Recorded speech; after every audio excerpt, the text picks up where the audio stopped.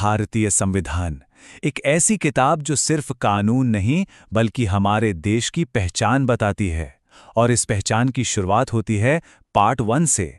यही वो हिस्सा है जो बताता है कि हमारा देश आखिर है क्या, ये कैसे बनता है, इसकी सीमाएं कैसे बदल सकती हैं और इसका मूल स्वरूप क्या है। तो चलिए एक बड़े ही दिलचस्प सवाल से शुरू करते हैं।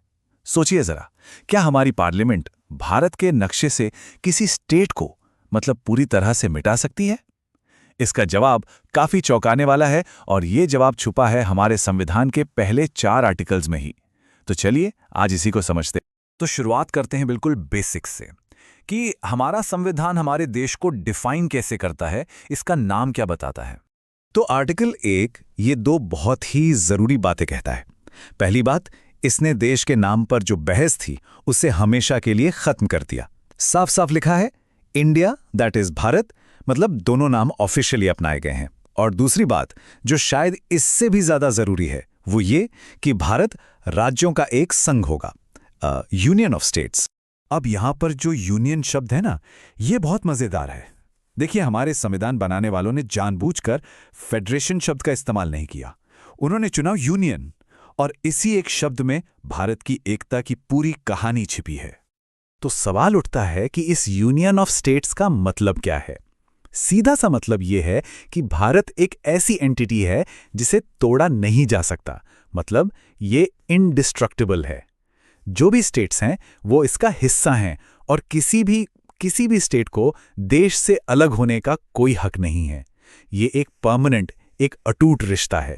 इसको समझने के लिए अमेरिका का उदाहरण लेते हैं। अमेरिका एक फेडरेशन है, वहां पर स्टेट्स एक एग्रीमेंट के तहत साथ आए थे, तो थियोरेटिकली वो उस एग्रीमेंट से अलग भी हो सकते हैं।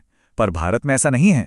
यहां स्टेट्स किसी एग्रीमेंट से नहीं जुड़े, वो तो नेचुरली भारत का ही एक हिस्सा हैं।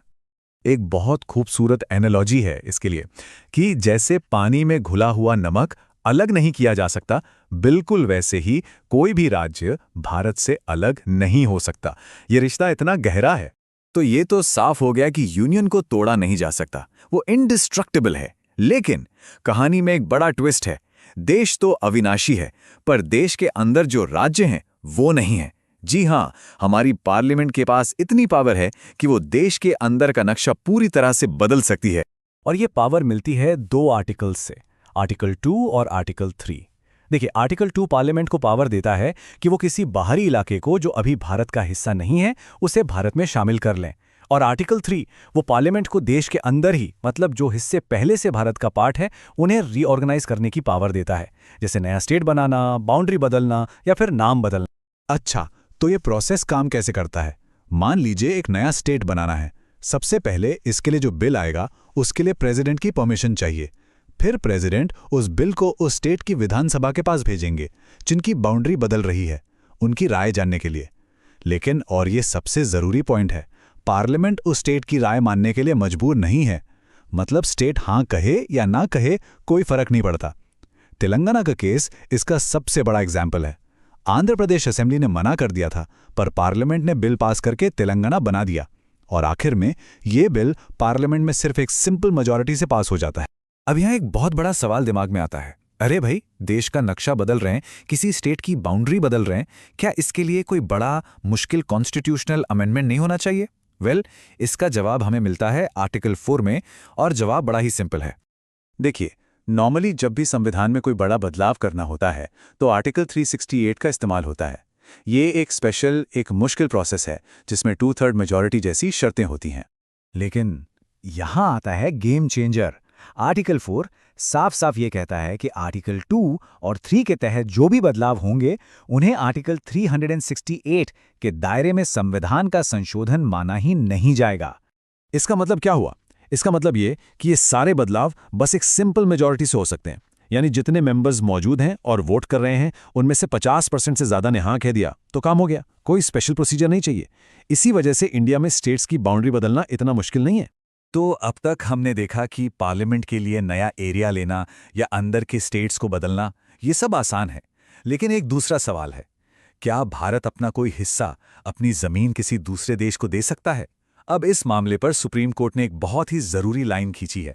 तो मामला ये है कि टेरिटरी लेना आसान है, सिंपल मेजॉरिटी, लेकिन अपनी टेरिटरी किसी और को देना वो बहुत बहुत मुश्किल है। उसके लिए आपको आर्टिकल 368 के तहत एक पूरा कॉन्स्टिट्यूशनल अमेंडमेंट करना पड़ेगा।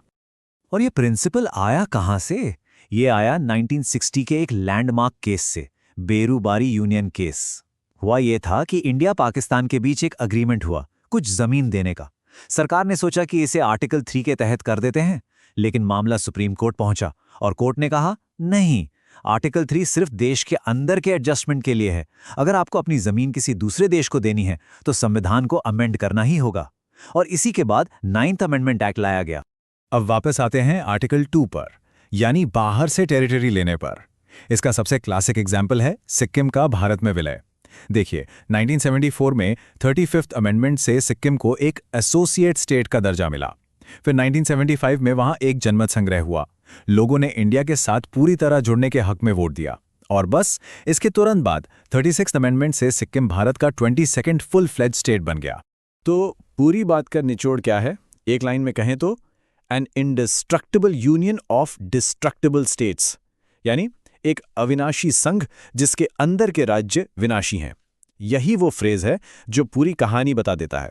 भारत एक मजबूत परमानेंट देश है, लेकिन साथ ही इतना फ्लेक्सिबल भी है कि जरूरत पड़ने पर अपने अंदरूनी ढांचे को बदल सके। अपनी नॉलेज को इसी तरह बढ़ाते रहने के लिए हमारे YouTube चैनल को जरूर सब्सक्राइब करें। और अगर आप ये कंटेंट Facebook पर देख रहे हैं तो हमारे पेज को फॉलो करें, वीडियो को लाइक और शेयर करें।